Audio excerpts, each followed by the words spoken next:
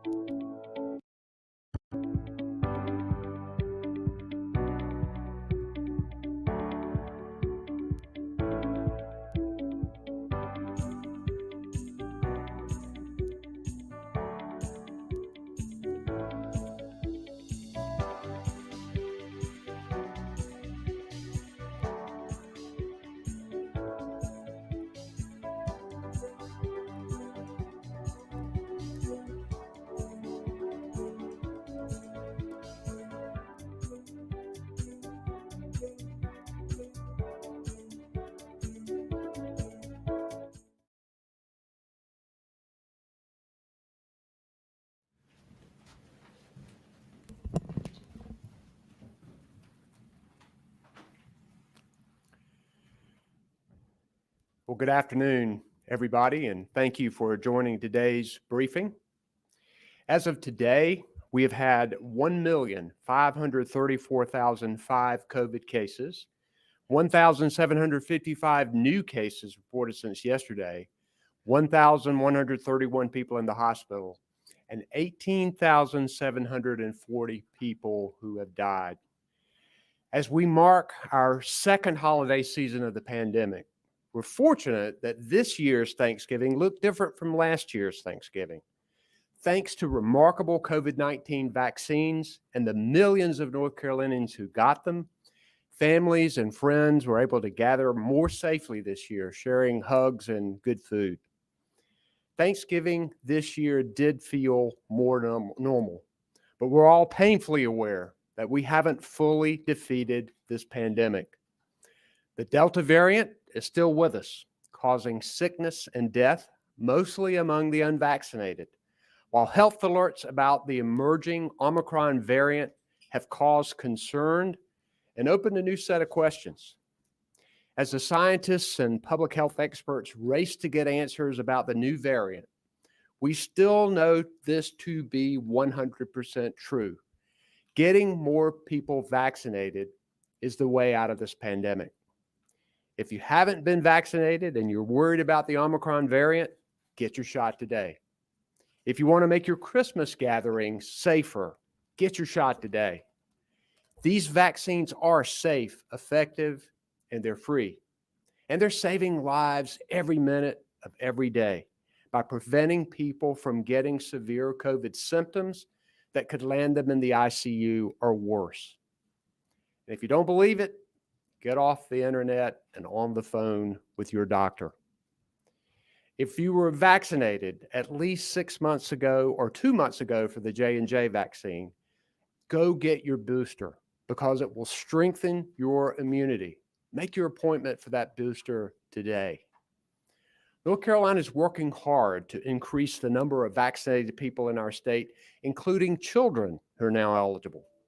Just as we've done with the adult vaccine effort, we're working with trusted messengers, including community leaders, family doctors, and others, to have an open conversation with parents who have questions. And it's working. In North Carolina, we're up to 13% of children ages 5 through 11 who've received their first dose during the 4 weeks that we've been giving them. Since my executive order went into effect requiring state employees working in cabinet agencies to be vaccinated or tested weekly, the vaccination rate has increased from 65% in mid-September to 76% by the end of November. Our state health facilities have required vaccinations for their workers to protect them and their patients. More than 99% of those workers are now vaccinated. These numbers are good, and we're working to do more. And I appreciate all the private sector businesses that have similar rules for their workers and customers, because you're making the right call to keep people safe. Before Thanksgiving, I signed a new bipartisan state budget that'll help our state out of this pandemic and come out even stronger on the other side. It includes hundreds of millions of dollars for business recovery grants, as well as funds for individual families that are struggling. It sends badly needed resources to local health departments who are on the front lines of the pandemic. It invests in our research universities, where scientists are on the front lines of developing new treatments for COVID-19. And it funds filling the gaps in high-speed internet that have been magnified over the last 2 years. My administration is working hard to implement these solutions, and I look forward to the efficient and effective use of these dollars that'll speed us through this pandemic and do so much more. Now I'd like to ask Dr. Mandy Cohen, the Secretary of the Department of Health and Human Services, to provide an update on our state's COVID-19 trends. Dr. Cohen?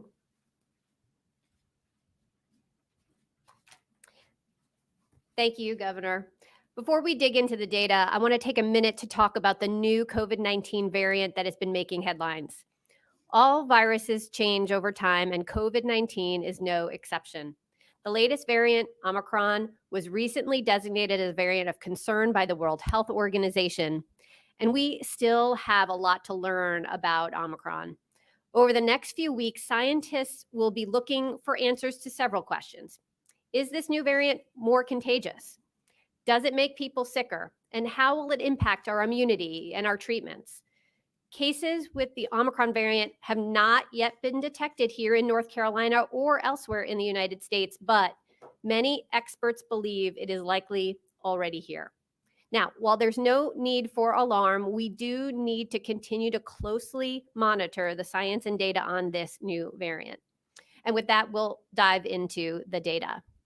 This first graph looks at people who come into the emergency department with COVID-like symptoms. It's our earliest detection mechanism.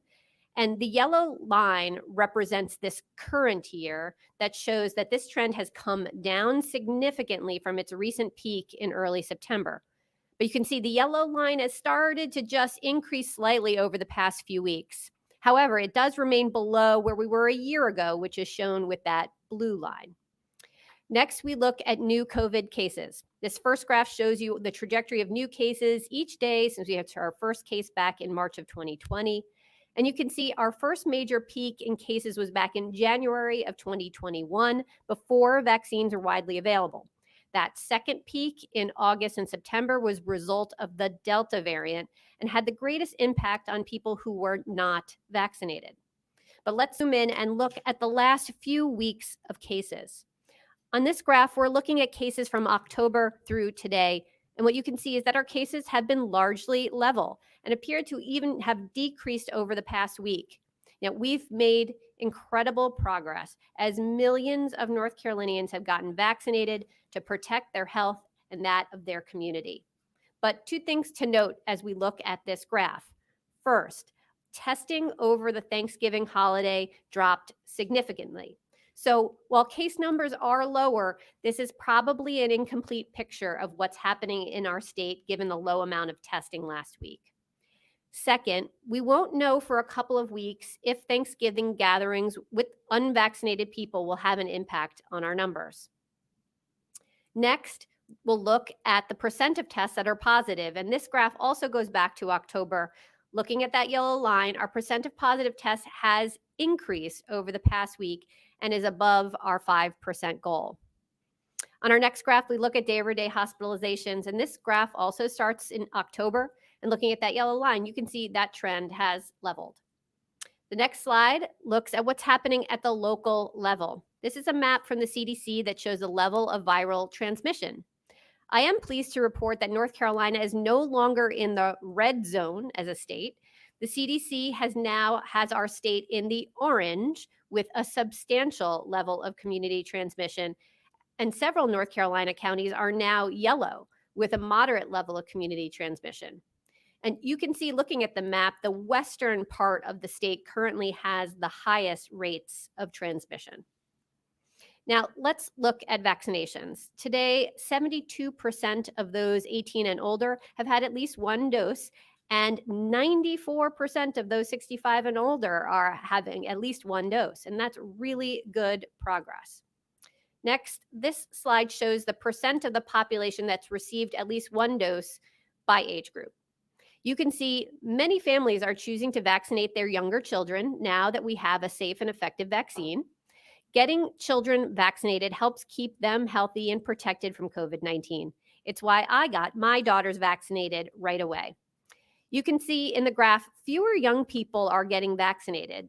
And this is concerning because, as we saw during the Delta surge, it was really hard to predict who's going to become seriously ill from COVID-19 or who's going to experience those long-term symptoms from COVID-19. What we do know is getting vaccinated reduces your chance of getting COVID-19 and provides significant protection from serious illness, hospitalization, and death.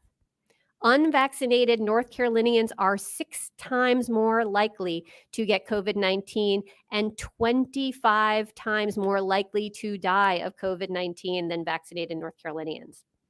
If you haven't gotten vaccinated yet, please talk with your doctor, nurse, or other medical professional, or go to a reliable online health resource like the CDC or yourspot.yourshot.nc.gov to be sure you're getting accurate information.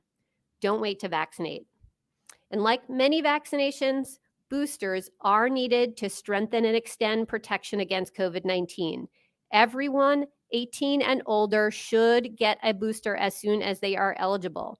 If you got the Johnson & Johnson vaccine, you should get a booster at 2 months after your shot. If you've gotten the Moderna or the Pfizer vaccine, you should get a booster 6 months after your shot. With the holidays, colder weather, and this potential of a new variant approaching, you should not put off getting your booster.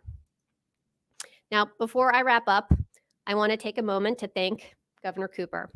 As the governor shared in a press release earlier today, I will be stepping down from my role as Secretary of the Department of Health and Human Services.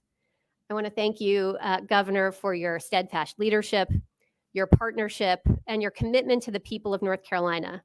You're a man of integrity, faith, and resilience, and I have not met anyone who loves the state more than you. I've learned so much from you, and I'm so grateful for the opportunity you gave me to lead the Department of Health and Human Services. I also want to thank my incredible team at the department. I'm so proud of our extraordinary work and what we have accomplished together to improve the health and well-being of the state. I'm forever grateful for your sacrifice and hard work. And while it's hard to step away, it's the right time for me personally and the right time for our team. The Department of Health and Human Services is in a strong position to continue to carry out its mission. And in choosing Chief Deputy Secretary Cody Kinsley as the department's next secretary, the governor has chosen an incredible leader to take the baton to run the next leg of this race. It has been an honor of a lifetime to serve this state at such an important moment in history. Thank you, Governor.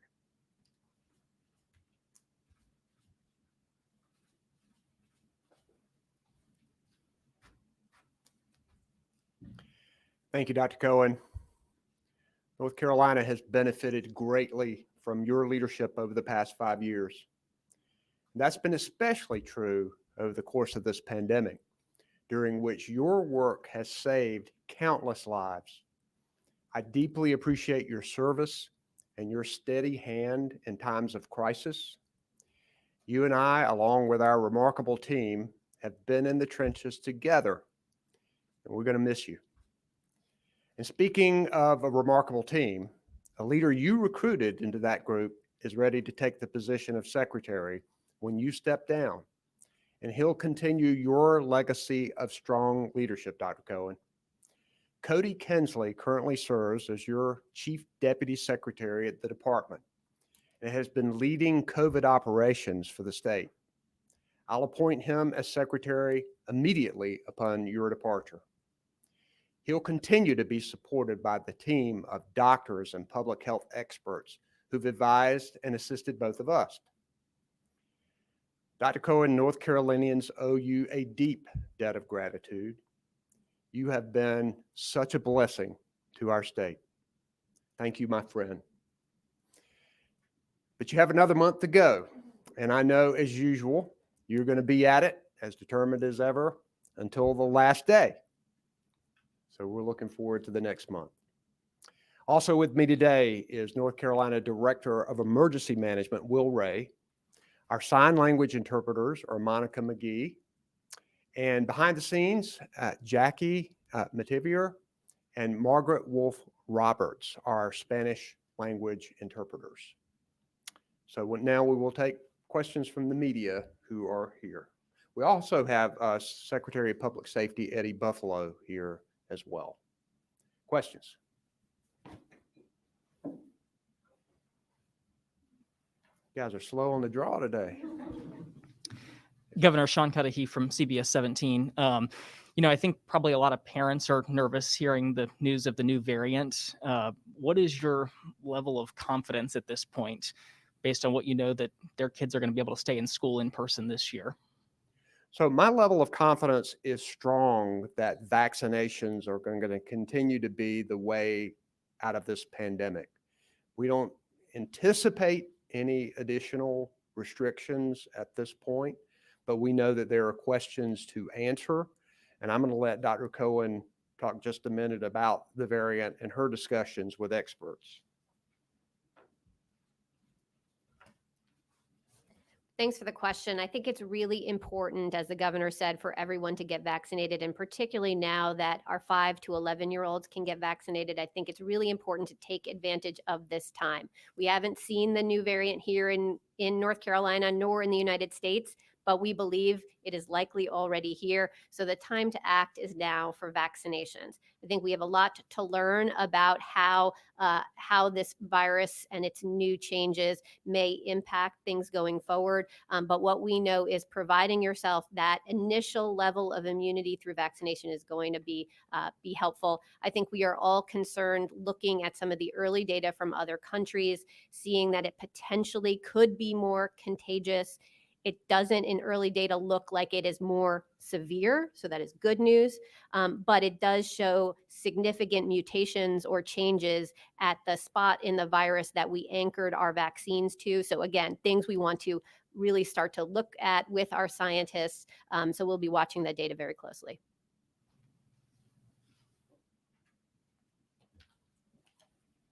Governor. Jonah Sure, Kaplan Jonah. with ABC 11. Before I get to Dr. Cohen, let's talk about her successor that you're nominating. And I say this is someone that she obviously has a lot of confidence in, you have a lot of confidence in. This is a role that has always been important, but it's become more visible to people. And we're still in this pandemic, and incoming Secretary Kinsler, he may have an extensive background. I saw the Treasury and as an administrator. He's not a physician. So what confidence do you have in him? And Dr. Cohen, for you as well, what can you say to North Carolinians who may say, well, he's not a doctor. How can he lead us in the pandemic?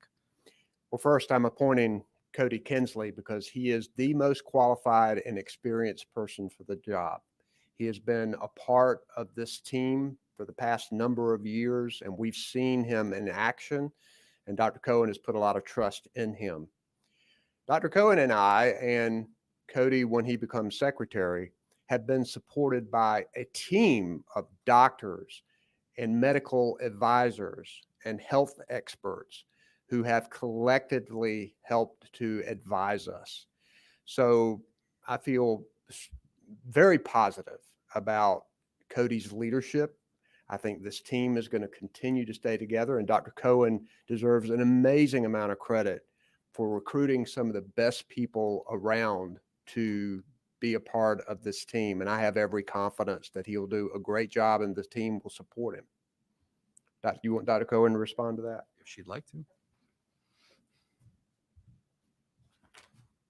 The only thing I would add, Jonah, is that this response, yes, is about making sure we can understand the science and data, and we have plenty of public health experts and doctors that the team will continue to support that. But so much of it is about the execution and the operations, and this is where Cody Kinsley really shines. And I have leaned on him so much to lead our operations. So I think him stepping into that role is really quite a natural fit. He has been leading so much of our work. I'm so proud of what we've been able to do when we rolled out the initial vaccine effort, and we were able to really charge that into high gear. That was his work.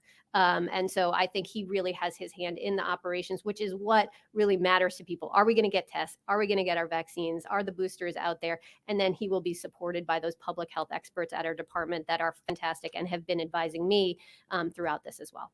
Thank you.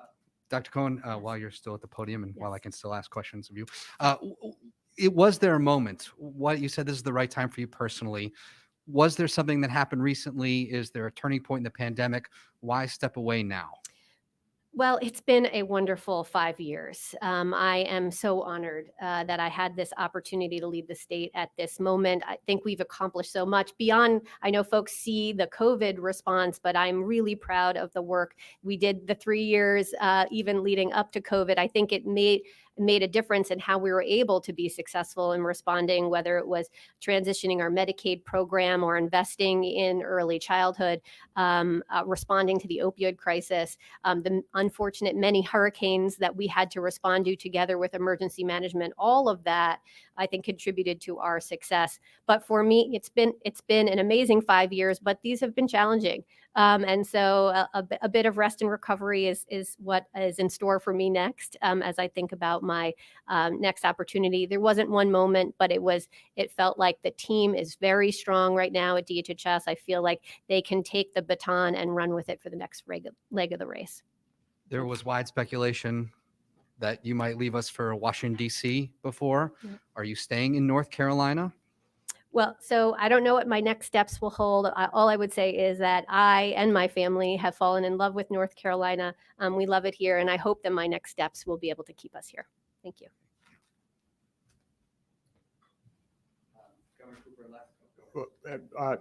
I would also say, Jonah, too, and I think that sometimes at these press conferences, because I know you all have a lot of questions about medical data, et cetera, we will probably have a doctor from our team who will be with Cody and me at these press conferences to be able to answer some of the medical questions as we go forward. But yeah, you had another question. Well, and this is more, we talked about the COVID-19 response and of course the Department of Health and Human Services, gigantic part of your administration. So what more initiatives do you look for? I mean, we know Medicaid expansion, but what will you be calling on for the incoming secretary to lead? What kind, you still have 3 years left in your administration. What do you expect from him and what kind of initiatives do you hope he will take? Well, first, getting more people covered with health insurance has to be the primary objective, and Medicaid expansion is still the number one goal because that can get 500,000 to 600,000 more working North Carolinians insured with federal dollars. So that will continue to be a priority. Cody Kinsley has extensive background in behavioral and mental health, and we know that this pandemic has caused even exacerbated issues regarding mental health and addiction treatment. So we're going to make sure that we put an emphasis on that, but making sure we continue to administer this vaccination program, get people vaccinated, and getting on the other side of the pandemic has got to be the primary objective here during the next few months. I feel confident this team can lead us through. And we're going to continue to keep our eye on these other issues of mental health and investment in early childhood and looking after our senior population. The Department of Health and Human Services does great things across the state, and we're going to continue them. Yes. Good afternoon, Governor. Brea Hollingsworth with CBS 17 News. A federal judge in Missouri temporarily barred the federal government from requiring healthcare workers in Missouri and 9 other states to get the COVID-19 vaccine. Curious to know if you've been following this, and if so, what's your reaction to it? So as you know, that our state-owned healthcare facilities, we required vaccinations for those healthcare workers. And more than 99% of them got vaccinated because they cared about themselves, their families, and their patients. And I think we need to continue to do things to encourage people to get vaccinations. So in North Carolina, we've continued to increase the number of state employees getting vaccinated. We've encouraged employers to require their employees to get vaccinated. So we're going to continue to make that a top effort in our state. Hey, Dawn. I understand President Biden was meeting with governors this week. Have you had that meeting yet? And what kind of guidance are you getting from him as far as any changes in response with the new variant? So we get a White House briefing most every week. The last couple of months, it's been every other week. But we've been pleased with the response that we have been getting with vaccinations. We're talking more and more about the pills that can provide treatment, and we're looking at how we're going to disperse those. We're still working closely with FEMA to make sure we get reimbursements for all of the efforts that we put forward in the state. So our federal partners are going to continue to be important to us as we work to get us to the other side of this pandemic. Do you anticipate keeping the policy where it's by local and county, looking at the changes on the CDC map as far as spread, if certain counties want to have, mask restrictions still or anything like that? Well, as you know, we have no statewide mandates in effect. We have recommendations which closely follow the CDC recommendations. I would expect we would continue to do that. And we've encouraged local governments to look at those recommendations and to make decisions that are best for their communities, and a number of them continue to do it. But I hope that we can continue to make progress, and the way to do that is to get people vaccinated. Did you say that you had the briefing with the White House this week yet, or is that still No, coming? I've not this week. No, not at this point. Okay. Yeah. And I have questions for Dr. Cohen. I guess first one, is this your last public appearance? Are you done with us for for these briefings after this? Well, Cody Kinsley's going to take over on January 1st. Until then, I will certainly be here. And I imagine with an evolving COVID situation, we may need to be back in this room. So I doubt it will be the last public appearance, but just in case it has been an honor and a privilege. But I imagine with the evolving situation that we may be back for updates. I know, Jonah, can I ask this already as far as if there was one moment? When did you make the decision to step down, and when did you tell the governor? So it's been an evolution, and certainly the last 2 years have been quite a marathon. And I'm so proud of all of the work that we've been able to accomplish. And so as we came through and coming down off the Delta surge, when I saw things getting more stable, I watched my team with a lot of pride being able to react to any new thing that was thrown at it, whether it was new boosters or this new variant. They were jumping into action in ways that were fantastic, and I felt like I was able to now take this step back and pass the baton to the next folks. And I think I shared the news or my decision with him a number of weeks ago, so that we could get ready and plan, and obviously so he can go through a process to select my successor, so that we'd be able to have a very smooth transition. And that is my hope, that we don't skip a beat. We're obviously still in the middle of a pandemic. And so I wanted to make sure that I gave the governor the time for him to go through a process to select my successor. I'm sure you know this question is coming and no one else has asked yet. Are you planning to run for office? I'm not planning to run for office. I am looking at opportunities that allow me to continue this impact to improve the health and well-being of communities. I don't know what that will look like exactly yet, but no plans to run for public office. After filing starts next week? No, I do not plan to file and run in any public public office. Would Thank you are you looking to work in one of the universities in North Carolina, or would you work in DC again? Well, I think I'm looking at a range of opportunities. I think at first I want to spend a little bit of time with my girls and my husband, who have been amazing and supportive through this, and then we'll see what opportunities come. So what's the first thing you're going to do when you don't work for government anymore? What are you doing Yeah. January 1st? Oh, January 1st. Well, I think I'll still be spending some time with my family for sure. And I know that there'll be a trip for my mom and my sister in the month of January. So that's coming up soon. Thank you. Thank you.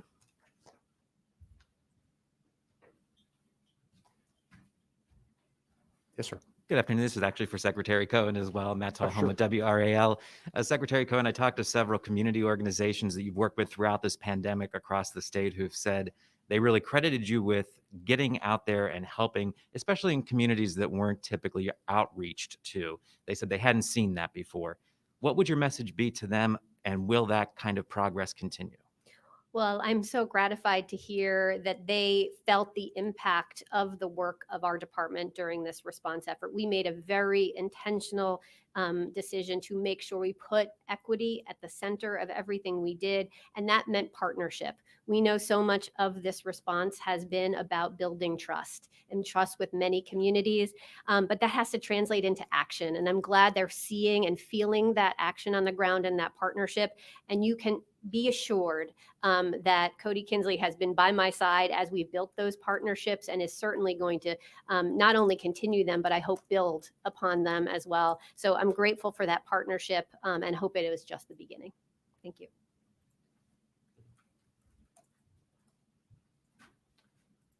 So do we have any call-in questions? Or we'll take those.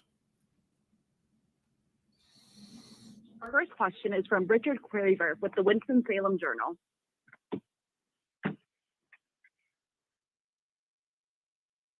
Yes, Governor, Secretary Cohen, this is Richard Craver with the Winston-Salem Journal. I was going to ask you one COVID-related question and then one non. The first is basically, are y'all hopeful in sort of a strange way that the Omicron variant might encourage more people to go ahead and get vaccinated and or get their booster shot? Well, obviously, you don't want to see more variants of COVID-19, but we're going to do everything we can to get more people vaccinated. And, whatever motivates people, if this motivates people, as I said earlier, please go and get vaccinated. Next question. Our next question is from Jason DeBruin with North Carolina Public Radio. Hi, this is I thought Richard had a follow-up, but go ahead, Jason. Yeah, no worries. I don't mind cutting back to Richard later. No, go ahead, Jason. Oh, okay, thanks. Secretary Cohen, this one for you. I wonder if maybe you could put on your Masters of Public Health, sort of that hat for now. Given that the Omicron variant came out of Africa we know has a pretty low level of vaccination rate compared to the rest of the world. I wonder if there's a thought that if there was more vaccine equity, more vaccines sent to poorer countries, more vaccines perhaps given to COVAX, if that would have been perhaps more effective in stopping this new variant and perhaps protected the entire world in a better way.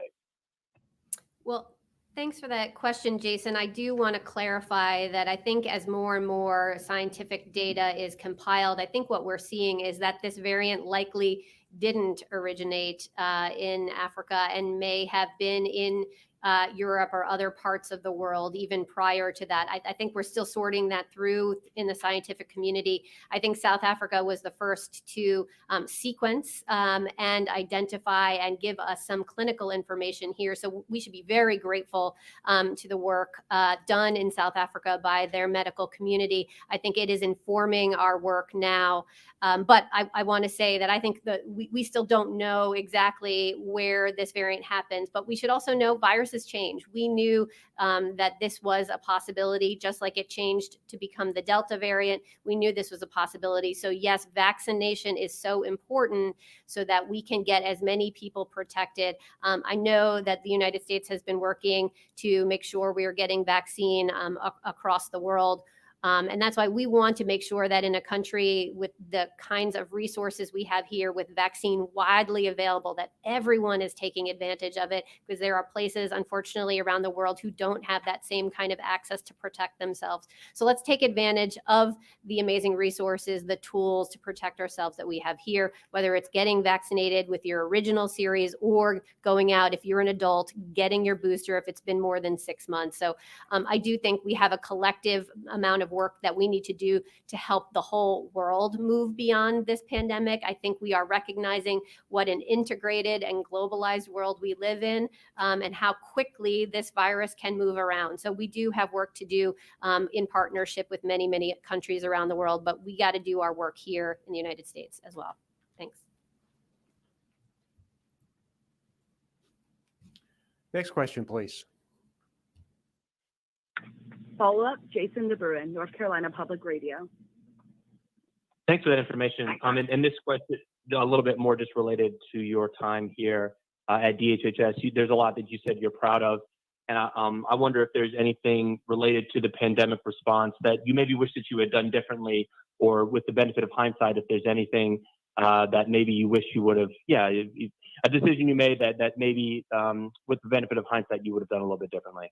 Well, thanks for that, Jason. You know, I always want to make sure folks say this was a crisis. You can't Monday morning quarterback a crisis. So I am very proud of the work, but absolutely, were there things that we should have done in preparation to be better ready to respond? Absolutely. I think we all remember back to the fact that we had a shortage of protective equipment. Number one, we had supply chain issues. We weren't sure if we would have enough ventilators. So certainly there was a lot of lessons learned there. I think our data infrastructure as well was something we needed to build that did not exist at first for the kind of response and the scale of what we were dealing with. So there's a lot of preparatory work that I would have done. And I think as we come out of this pandemic, there are a lot of lessons learned about how we can stay prepared for something in the future, and make sure that we are putting the resources into public health. I think we've learned a lot, we've built a lot, and we need to make sure we maintain that vigilant posture into the future. Thanks.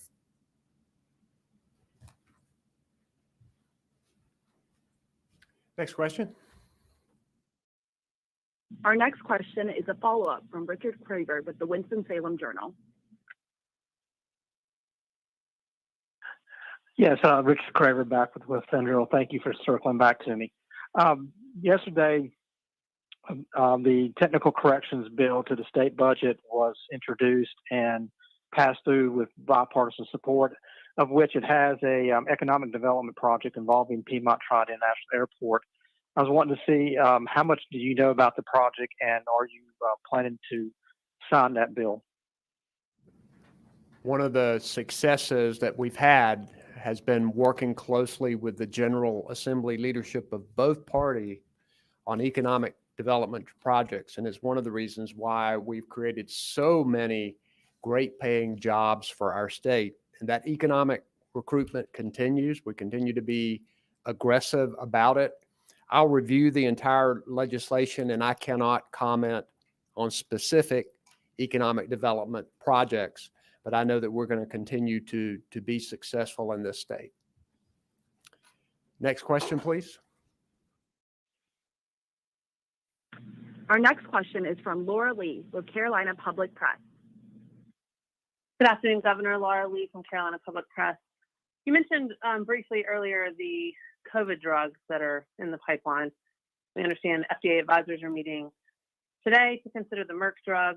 I know that at least in the vaccine process, a lot of those distribution details are actually hashed out prior to approvals. And I'm wondering if it's a similar process for these drugs and what you know about the possibility of these drugs coming to North Carolina.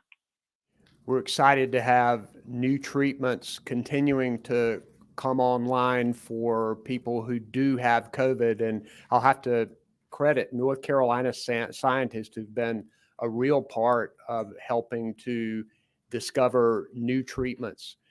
We do know that initially that the pill that potentially can be approved will be somewhat limited. So we will have to have a distribution plan, and I'm going to let Dr. Cohen talk a little bit about that. Thank you, Governor. Yes, Laura, as the governor mentioned, there will be a centralized allocation process from the federal government with these new medicines. They have warned us that the supply is very, very limited, particularly during the month of December. So we are looking at very targeted ways in which we can use a very, very limited number of courses of this medicine. So we're looking for places where we know folks are more immunocompromised. So maybe they've gotten vaccinated, but because they have some other immunodeficiency, the vaccine doesn't work as well for them. We want to make sure they are the ones who are prioritized for treatment, at least at first. We're hopeful that by January, we'll see more supply of this vaccine, which is great news. I think every additional tool that we get here is one more thing we can use to beat back this pandemic. But we all need to be doing the work of using the strongest tool, which is getting vaccinated, getting boosted. Thanks. Next question, please. Follow-up, Laura Lee, Carolina Public Press. A follow-up for Dr. Cohen on the prioritization criteria that you're using in terms of distribution. You said it will relate to immunocompromised individuals. Will it also potentially relate to areas of less vaccination, meaning more unvaccinated people that would potentially need the drugs? Is that part of the calculus in determining where these drugs will go? Laura, at first, what we're really doing rather than targeting people is targeting the kinds of providers that can both see patients who might be immunocompromised and can also do the prescribing and the dispensing of the medication at the same time, just because it's such a limited supply. So there is a pretty narrow range of providers that will do that across the state. So rather than prioritizing any particular place, we're trying to get access to the pill across the state and really target to providers who see more immunocompromised patients and have the ability to both prescribe and dispense the medicine, so they could do that all in one. So that's how we're doing things at first. And again, I think that's just for the first few weeks. And I just want to make sure folks know it has not yet gotten full authorization from the FDA. They are reviewing that this week. So we think maybe as soon as the end of this week or early next week for new courses of that treatment to be in North Carolina. Thank you. Next question. Our final question for today's press conference is from Rose Hoban with NC Health News. Hi, Governor Secretary Cohen. Thanks so much for taking my question. My questions are for Dr. Cohen. The first question I have is about testing for Omicron. What is the current capacity of the state to be testing for these new variants? How many, what percentage of tests are being run? And, do you feel confident that we'll be able to identify it when it gets here quickly? Rose, thanks for the question. So the Omicron variant can be picked up by a standard PCR test. So the normal kinds of tests that everyone has been getting at many locations across North Carolina, that is the same test that would pick up this new variant as well. I think the question is more about how many are we sequencing to understand what kind of COVID is this? Is it a Delta strain? Is it an Omicron strain? I will say all of the samples that come at least to the state lab, we sequence every single one of those positive. But that's a small fraction of the tests that are done here in North Carolina. We have many labs that have been helping us with testing. The interesting part about the Omicron variant, it does give off a particular signal on the PCR test, and it does help our lab folks actually hone in on which samples they should be sequencing. So I do think that we are going to be looking for this particular signal that it gives off on a PCR test and doing a lot more samples of that to do the sequencing. But again, every positive that comes to our state lab is already sequenced. And as I said, we have not seen it here in North Carolina, nor in another part of the United States, but I know all of our lab experts are looking closely at our data right now. Thank you.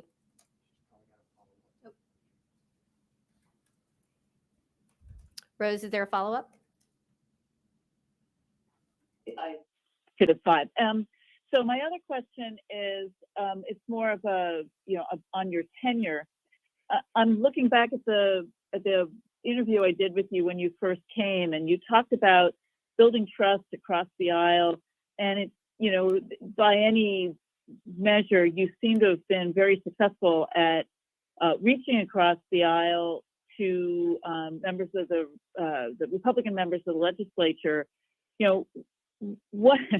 What allowed you to do that, and how did you, I guess, talk a little bit about working with the entire legislature, and what skills or what it was that enabled you to do that? Well, thanks, Rose. I have tried over the 5 years of my tenure here as secretary to work with everyone across North Carolina, different stakeholders from all walks of life, all sides of aisles. And, the way I do that is approach it as a problem solver. I want to make our state healthier. I want to improve the well-being of our state. And there is a lot of common ground that I have found there when we can exchange ideas. And so that has how I have approached things. And I think I also have been as transparent as I can. Both, as you see, we do a lot of data, try to help explain why we're making the decisions we are making. And I also, make sure that folks can reach me, that we can be in dialogue, that I can hear their concerns, and that we can find a place where we can move forward together. So I feel like we've done a lot of really good work here in the state. I'm very proud of it. I think that success rests on trust, and is something that I have worked very hard to make sure that folks, no matter where they are in North Carolina, can trust the information that we're giving is the best information that we have at the time. We're always still learning and improving as we go.